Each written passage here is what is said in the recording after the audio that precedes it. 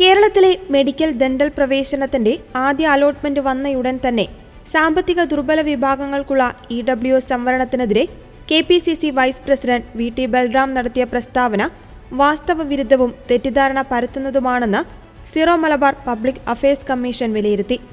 കേരളത്തിലെ സർക്കാർ മെഡിക്കൽ കോളേജുകളിൽ EWS സംവരണത്തിലൂടെ മുന്നോക്ക ക്രിസ്ത്യൻ വിദ്യാർത്ഥികൾ ഉൾപ്പെടെയുള്ളവർ MBBS സീറ്റുകൾ അനർഹമായി നേടിയെന്നാണ് VT ബൽറാം ഫേസ്ബുക്ക് പോസ്റ്റിൽ അടിസ്ഥാനരഹിതമായി ആരോപിക്കുന്നത്.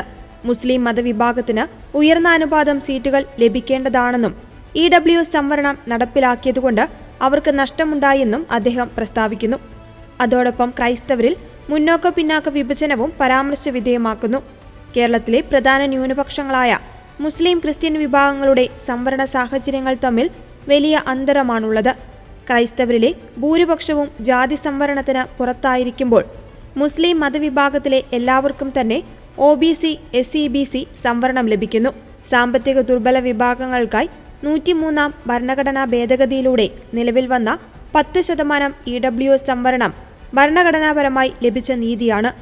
ഇരട്ട സംവരണത്തിന് ഇട നൽകാത്ത വിധവും ജാതിമത പരിഗണനയ്ക്കുമപ്പുറം സാമ്പത്തിക പിന്നോക്കാവസ്ഥയെന്ന ആധുനിക കാലത്തെ മൂർത്തമായ ജീവിത യാഥാർത്ഥ്യത്തോട് ബന്ധപ്പെടുത്തി രൂപീകരിക്കപ്പെട്ട നിയമനിർമ്മാണമാണ് EWS.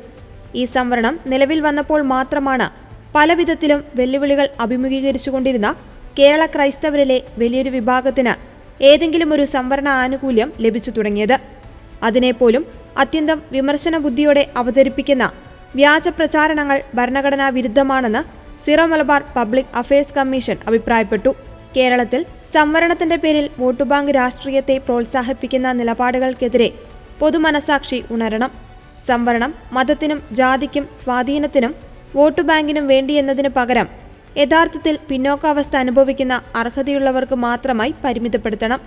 ജനസംഖ്യാനുപാതിക സംവരണം എന്ന പേരിൽ ജാതിമത ആധിപത്യങ്ങൾ സ്ഥാപിച്ചെടുക്കുവാൻ ലക്ഷ്യമിട്ടിട്ടുള്ള ചില രാഷ്ട്രീയ കക്ഷികളുടെ ഗൂഢതാൽപര്യങ്ങളോടുള്ള എതിർപ്പും കമ്മീഷൻ അറിയിക്കുന്നതായി Syro Malabar public affairs commission secretary father James Kokkavayalil പറഞ്ഞു.